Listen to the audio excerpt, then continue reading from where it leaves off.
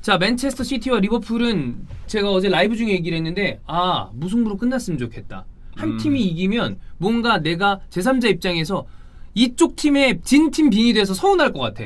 맨시티가 저도 맨시티 이길만 했는데 리버풀이 만약에 딱 저도 와 리버풀 잘했는데 이런 얘기를 할 만큼 경기 봤나요? 존나 재밌지 않았나요? 개씹 재밌었죠. 야, 진짜 이런 경기 만약에 새벽에 이런 경기 하죠. 그러면 축구 볼만 나지. 어제 명섭이가 나한테 그랬는데 형 네이버 문자 중계 해볼 생각 없냐고. 어. 내가 카톡방에서 존나 계속 얘기했거든. 맞아요. 문자 중계 스타일로. 네. 저는 이 경기를 이제 팬으로 보게 되잖아요. 제3자가 아니고 이제 중계도 아니었으니까 지금 팬으로 보는데 우리 팀 경기 보면서도 약간 맨시티의 경기를 보면서 참 맨시티도 이길 만한 경기를 맨시티 한다. 축구 잘한다. 이런 근데 생각이 또 들었어요. 후반에 리버풀도 잘 대응했어요. 그러니까 끝까지 쫓아간 거야. 그래서 그 인터뷰에서도 펩과 클럽은 항상 서로를 존중하고 마지막에 봤죠? 그 하이파이브. 야, 그게 와 하면서 그래 크게 하잖아. 펠이 들어가다 근데 네. 그러니까 둘 다 야 존나 진짜 경기 잘했다 네. 서로 이렇게 한 거죠. 경기에 대한 근데 어떤- 클럽은 느낌이 약간 이런 느낌이긴 했는데 네. 이 새끼 뭐지? 그래서 클럽이 키가 크고 이 사이즈가 그치. 있으니까 네. 좀 대범해 보이는 약간 그런 느낌이죠. 아. 그러니까 결국 이 두 팀의 어떤 경기를 좀 요약을 하면 저는 낭만이 있는 경기였다고 생각해요. 두 감독이 서로를 존중하는구나. 그렇지. 그리고 이 두 감독은 그러면서도 서로의 개성을 가지고 맞붙는구나. 그리고 거기에는 서로에 대한 존중이 있다고 생각합니다. 그치. 양 팀 팬들 다 느꼈을 거예요. 서로가 이길 만한 경기를 했다. 서로 네. 리버풀한테도 기회 있는 타이밍이 있었고 맨시티는 사실 뭐 어제 주원이 형은 잭 그릴리시 얘기를 했지만 스털링이 좀만 들러쳤어도 전반의 경기가 빠르게 초살로 끝날 수도 있었습니다. 네. 여기서 이제 객관적으로 시선을 돌려보면 저는 맨시티가 그래도 조금 더 경기력에서는 우세했던 난 경기였다고 6대4 정도로 맨시티가 좀 더 네, 잘했다. 저도 그렇게 봐요. 저도 확실히 짜임새나 네. 좀 더 체계가 더 잡혀 있었다고 보고. 야 보면서 와 씨발 이 정도 하면 내가 만약에 구단주야 주급 줄만하지. 이런 축구가 내가 그때 축구가 요즘 여러분 축구 산업 자체에 대한 어떤 그 위기론이 계속 나옵니다. 괜히 슈퍼리그 얘기가 나오는 게 아니고 그 다음에 축구 경기 시간을 줄여야 된다는 얘기가 나오는 게 아니란 말이야. 그렇죠. 근데 이건 90분이 꽉 찬 경기였거든요. 이런 경기만 있죠? 그러면 축구 계속 잘 될 거예요. 맞아요. 팬들도 좋아하고. 난 진짜 딱 한 명 맨시티에서 꼽으라고 하잖아요. 난 무조건 칸셀로입니다. 와, 난 지금 난 베스트라고 생각해. 우리랑 붙어야 돼. 제발 산투스가 좀 칸셀로 못 써주길 너프 될 거야. 네, 제발 너프 나는 시켜줘라. 또 진짜 졸라 잘합니다. 네. 진짜로. 한 번 실수를 했지만 난 개인적으로 어제 보면서 야, 워커가 진짜 주원이 형이 속도 잘하고 한 거 진짜 걔 망발이었구나.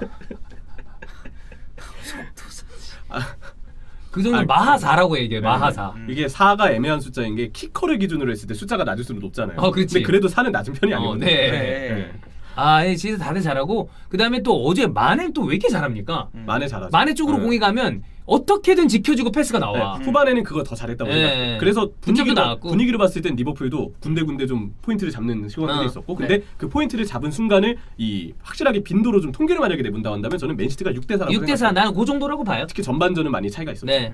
이 맨시티가 어떻게 이제 경기를 했는지 전반전 우위를 가져갔기 때문에 그 부분을 좀 파악을 해야 되는데 저는 펠비 클럽에게 대응은 참 잘한 경기였다고 생각해요. 일단 맨시티의 빌드업 센터백 2명과 중앙 미드필더 2명 베르나르드 실바를 로드리의 옆에 배치를 시키는데 네. 더브라이너가 약간 공격형 미드필더로 가는 굳이 선발 라인업상으로 표현을 하면 4-2-3-1로 볼 수 있는 포메이션이었다고 네. 봤습니다. 자 센터백 2명, 중앙 미드필더 2명 이렇게 사각 형태의 사각형 형태의 그 박스를 그리면서 리버풀의 압박에 대한 대비를 했던 맨체스터 시티였고요. 전반전 막판부터는 칸셀루를 좀 살리려고 했던 것 같아요. 그래서 워커가 전반에는 생각보다 많이 오버래핑을 했는데 전반 막판에는 워커가 다시 변형 백스리의 스토퍼처럼 서고 칸셀루가 반대쪽에서 윙처럼 올라가는 형태로 칸셀로는 거의 측면 미드필더였어요. 네, 칸셀루의 어떤 이 공격력을 극대화하는 그런 운영도 맨시티가 많이 보여줬습니다. 보여줬습니다. 나는 좀 개인적인 사견입니다만 펩이 제발 좀 정신 차려서 똑바로 챔피언스 리그를 했으면 좋겠어요. 이대로만 해달라. 왜냐하면 어제 경기 만들어가는 거 이런 거 보면 이 감독이 전술적으로 봤을 때 지금 현존 최강입니다. 존나 잘하잖아. 근데 왜 병하지? 균도한 원볼 이런 거 왜 하는 거야? 하지 말아야지 이제. 본인만 할 수 있는 뭔가 차이를 좀 보여주고 싶어 하는 게 뭐 그래서 그런 건가? 이런 진짜. 거 이제 그 우틀 아니라고 하거든요. 우리는 틀리지 않았다. 저는 그게 가장 크다고 봐요. 자기 전에 생각이 잘못됐다. 자기 전에 잠만 자면 되는데 계속 머리가 생각나는 거야. 쳤나? 아니야. 오히려 그래, 저 현타가 와가지고 생각을 안 하지. 오 역시 전문가. 맞아요. 경험이 있으니까. 예. 근데 이제 경기를 계속 생각하면서 내일 이거 어떻게 하자 하고 하다 보면 펩의 말대로 오버띵킹이 되는 거예요. 그래. 그거야. 내가 자주 얘기하잖아. 내가 주먹을 가지고 있으니까 제가 볼을 내겠지. 그럼 나는 가위를 낼 테니까. 근데 그렇게 생각하면 제가 주먹을 낼 테니까 내가 다시 볼을 내야지. 근데 그걸 생각해서 찌를 낼 것 같으니까 나는 차라리 2개를 내야지. 그러면서 12명을 넣고 하나 빼기를 하나 빼기 해야지. 해야겠다. 그러면 하나 빼기를 할 때 가끔 하나 빼기 할 때 이거 하는 사람 가위바위보 이런 맞아, 사람이 맞아, 있어. 맞아, 맞아. 내가 이거잖아. 이게 내가 이거 하잖아. 주먹 2개 내는 경우 있어. 오버팅킹 때문에 그래요. 근데 균도한 원볼 이런 거 나오는 거야. 그런 것처럼. 네. 그러니까 이게 결국 펩 가르디올라 입장에서 그 챔피언스 리그는 약간 그런 부분이 있는 것 같고, 자 이번에 클럽에게 잘 대응을 했던 부분은 이 빌드업도 빌드업이지만 특히 빌드업 과정에서 저는 이 롱패스를 꼽고 싶어요. 뒷공간 롱킥, 네. 전환 그리고 어제 리버풀 이 풀백진이 되게 고생했어요. 굉장히 맞아요. 고생했습니다. 저는 이 롱패스의 활용 빈도가 많았던 건 맨시티 후방 자원이 워낙 훌륭해서도 있지만 압박에 대한 자신감이 있었던 것 그렇지. 같아요. 이거는 조금 뒤에 살펴보도록 네. 하겠습니다. 자 일단 맨시티가 이렇게 빌드업, 후방 빌드업을 풀어나갔고 측면 쪽을 풀어나가는 방식이 전반에 말씀드린 것처럼 그 칸셀로랑 워커가 동시에 오버래핑을 하는 네. 장면들도 많았어요. 이거는 측면을 넓게 서는데 풀백이 오버래핑을 하면서 풀백이 오버래핑으로 칸셀로 워커가 올라갈 때 당연히 리버풀의 살라랑 마네는 수비를 해야 되니까 아래쪽으로 내려가거든요. 풀백의 측면 오버래핑을 바탕으로 살라랑 마네를 리버풀 진영으로 끌어당기자. 이거를 펩 가르디올라는 좀 의식을 했던 것 같고요. 그래서 풀백의 오버래핑 그리고 중앙 미드필더 풀백 간의 연계 이렇게 측면에서 둘 간의 어떤 호흡이 나와야 되는 장면들을 많이 볼 수 있었습니다. 중앙 지역으로 맨시티가 하프라인 지점에서 빌드업을 할 때는 더블라이너를 프리롤에 가깝게 네. 쓰면서 더블라이너가 좌우측 연계에도 참여하고 아래로 내려와서 본인이 볼도 운반하고 정말 더블라이너를 활용한 이 중앙에서의 공격 혹은 역습이 많았습니다. 네, 아예 전방에도 있었고. 저는 네. 그 역할을 할 수 있었던 가장 큰 이유는 베르나르도 실바라고 보거든요. 왜냐면 어제 베르나르도 실바 저는 빡투박으로 봤어요. 근데 이렇게 가만히 있다 보고 있죠? 그러면 로드리가 가만히 공 보고 서 있는데 베르나르도 실바가 아래부터 공 잡고 쭈쭈쭈 올라가고 네. 그리고 이 선수가 활동 텍스트가 너무 많다 보니까 오히려 데브라이너가 수비 부담 덜고 위쪽에만 계속 그래, 치중할 맞아요. 수 있는 저는 이 역할이 네. 되게 컸다고 후방 봤어요. 라인 있고 여기 로드리가 있잖아. 그러면 오히려 여기 연계를 뒤에서부터 베르나르도 실바가 해. 있어. 네. 맞아요. 저는 펩이 클럽을 잘 알고 있구나라고 느낀 게 전반기 안필드 맞대결 때도 베르나르도 실바는 비슷하게 뛰었어요. 그래. 평소보다 아래로 내려와서 뛰었거든요. 그리고 그때도 포든이 왼쪽에 있었어요. 그렇죠. 그 선발 우리 그 상상 중계 때 저도 포든 왼쪽에 예상했던 게 그 네. 이유 때문이었는데 그게 그대로 적중이 된 거죠. 어떤 그런 포인트를 보여줬고 포든 2000년생 맞냐 저 새끼 진짜. 너무 잘 와. 아니 그 옵사이드인가로 취소된 어. 하지만 그 슈팅 찰 때 그거 진짜 빨려 들어간다는 느낌이 너무 확 와닿았어요. 네. 그랬고 박스 침투는 3톱을 중앙으로 좁혔습니다. 포든, 스털링, 제주스가 풀백이 이번에는 오히려 폭을 벌려서 측면 공격을 담당했기 때문에 포든, 스털링, 제주스는 안쪽으로 들어와서 오히려 박스에는 이 선수들이 집중적으로 들어가는 형태가 됐죠. 평소에 맨시티는 3톱은 좌우를 넓게 서고요. 맞아요.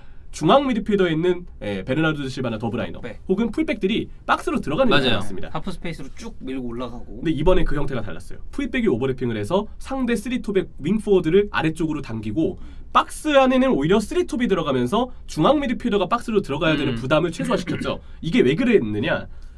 만약에 중앙 미드필더나 풀백까지 평소처럼 박스로 들어가 버리면 리버풀처럼 역습자라는 네. 팀한테는 카운터 맞았을 거예요. 카운터 맞았어요. 진짜로. 그러니까 그거를 네. 방지를 하고자 그렇게 한 거겠지. 그래서 펩 가르디올라는 평소보다 3톱을 오히려 중앙으로 좁혀서 3톱한테 1차 박스 침투를 맡기고 반대로 베르나르도 실바랑 더브라이너한테는 웬만해선 박스 침투를 좀 후순위로 두려고 했던 것 같아요. 이거는 밸런스 유지를 위한 노림수였고 확실하게 효과가 있었다.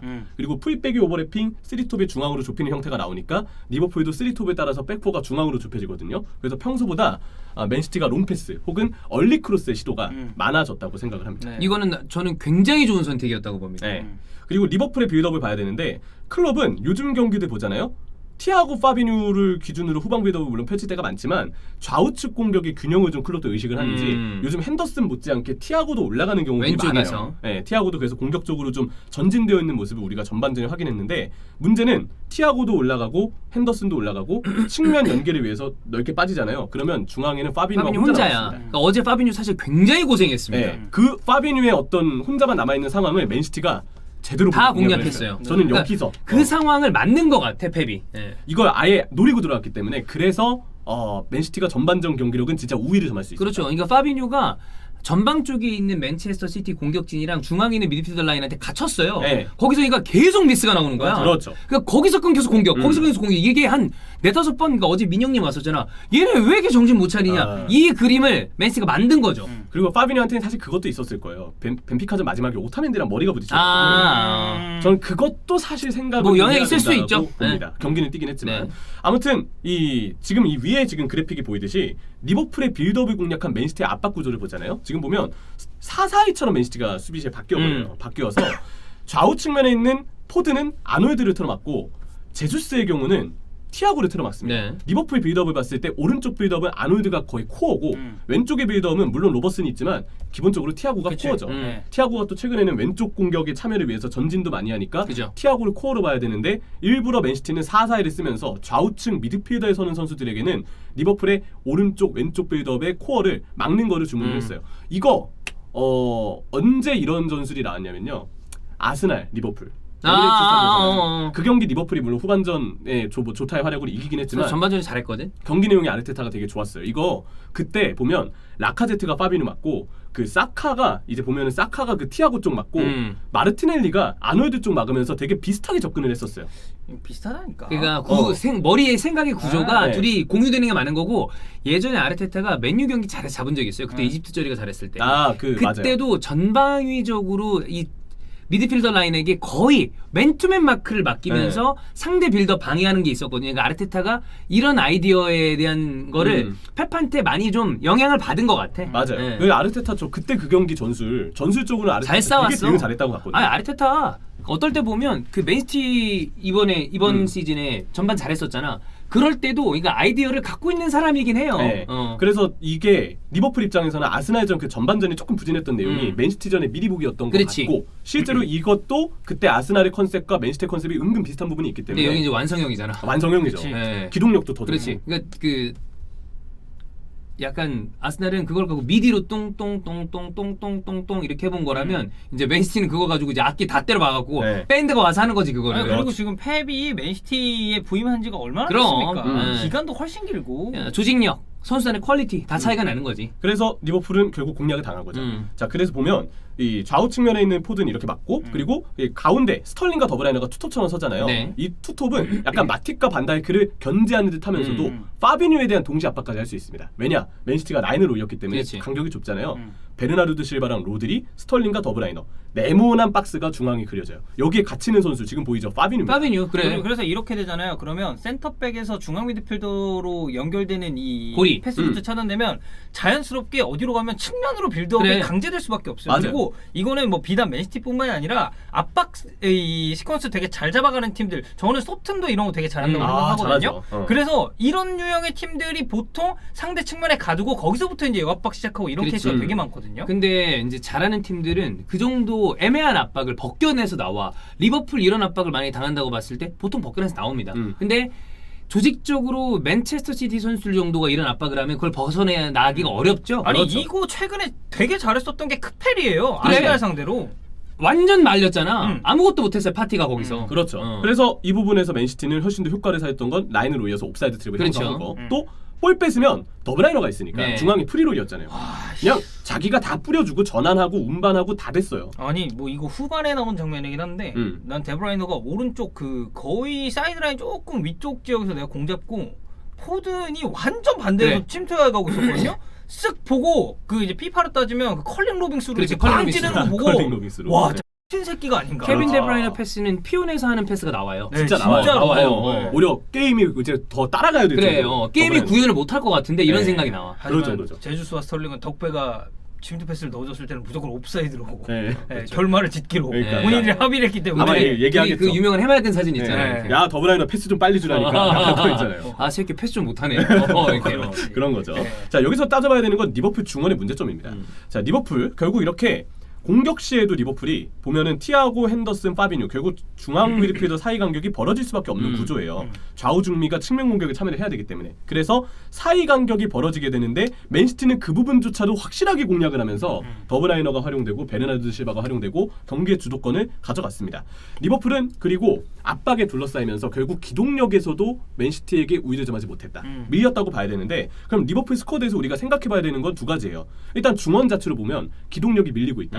핸더슨, 파비뉴, 티아고 이들이 효과적인 티파인을 그릴 때 정말 효과적인 건 맞지만 이들의 기동성이 점점 떨어지고 있고 특히 조던 핸더슨의 에이징 커브가 후반기 되면서 많이 느껴지고 그래. 있거든요. 핸더 어제 좀 어려워하더라. 그러면 이게 이제 서브 자원에 대한 보충뿐만이 아니고 주전급에 대한 대체를 위해서라도 중원 보강은 리버풀이 더 공격적으로 생각해야 될 수 있다. 그러니까 직전감을 네. 와야 된다는 얘기죠. 그리고 또 하나는 클럽의 기존 전술이 결국 유지가 되고 있는 거기 때문에 항상 이럴 때 중원 경쟁력을 보태주는 선수는 중앙 미드필더가 잘하는 것도 있지만 가짜 9번이었어요. 네. 피르미누가 내려와서 중원의 숫자를 더해주고 그러면서 클럽의 전술이 원활하게 그렇지. 흘러갔거든요. 근데 피르미누가 이제 그 역할을 맡기에는 너무 에이징 커브가 이제 오래 왔고 폼이 너무 떨어졌고 이제 피르미누는 예전 모습은 보기 네. 어렵다고 봐야 돼요. 그리고 디오고 조타가 비슷하게 띄워줄 수는 있지만 피르미누만큼의 똑같은 역할을 하진 않죠.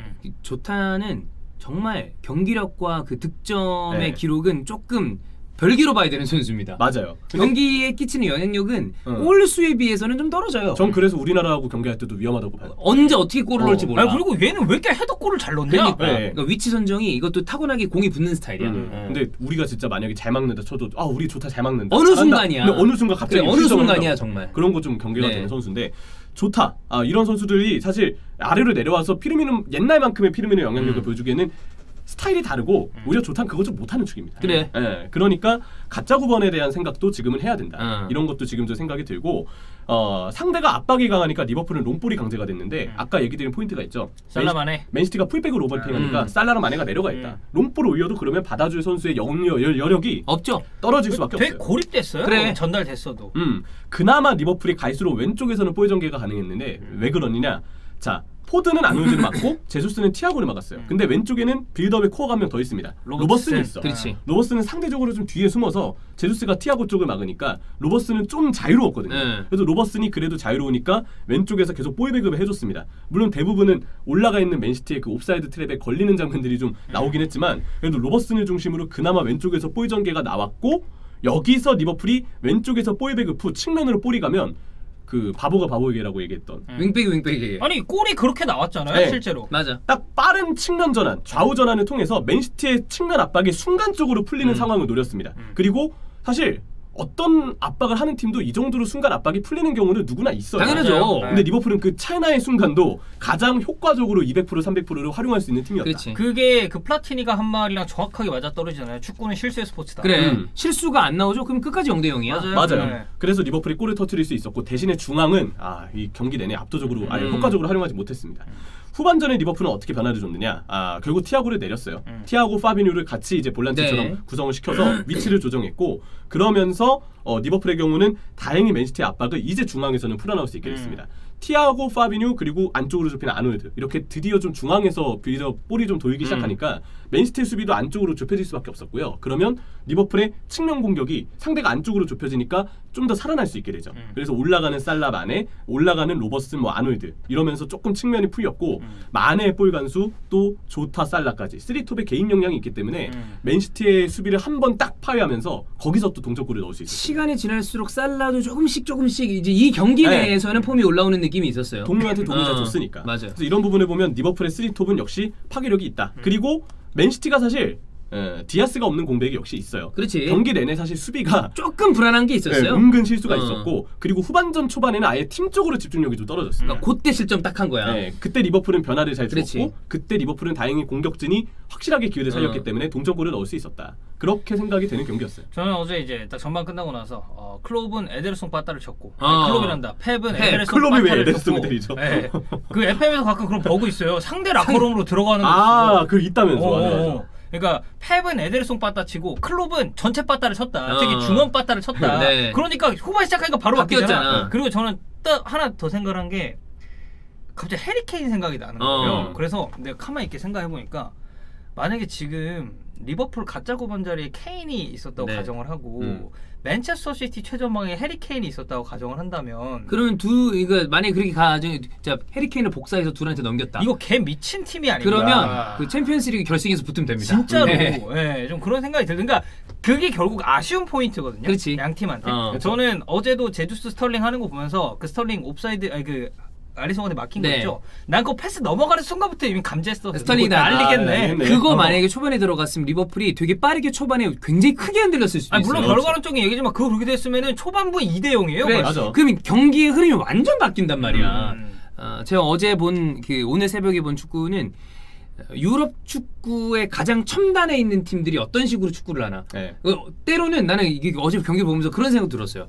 단순하게 내가 아스날을 좋아하니까 와 멀었다 라는 생각과 이게 축구의 정점에 있는 이것들을 봤을 때 우리가 일반적으로 보는 축구랑 수준 차이가 어느 정도라고 봐야 되지? 이렇게 차이가 많이 나나? 아니, 그리고 좀 그런 느낌 있지 않나요? 그러니까 이게 맨체스터 시티가 전반 잘했고 후반 초반부에 리버풀이 빡치고 나오면서 또 다시 맞추고 네. 이게 만약에 어느 한 팀 사이드로 쭉 흘러갔잖아요. 그러면은 생각보다 그렇게 경기가 재미있지 그치? 않았을 거예요. 이게 둘이 네. 삐등삐등하니까 이렇게 된 근데 거야. 얘가 이걸 꺼내면 상대에선 이걸 꺼내고 얘가 또 다시 이걸 꺼내면 또 상대에서 이걸 꺼내고 바로 이게 응수를 하니까. 왔다 갔다가 있고 하니까 저 진짜 어제 오랜만에 축구 보면서 그 예전에 약간 열정이 좀 끌었어요. 나도 특히 어제는 그랬다. 둘이 하이파이브 딱 하는 순간에 약간 뽕차 오르잖아. 그치. 축구 와 네. 진짜 이거 미친 씨발 존나 멋있네. 네. 이 미친 게르만 놈 약간 그래. 이런 느낌이 네. 나니까. 어쨌든 1점 차고요. 맨시티가 아직 1위입니다. 네. 그리고 이 팀들에게는 아직 잔여 경기가 남아 있어요.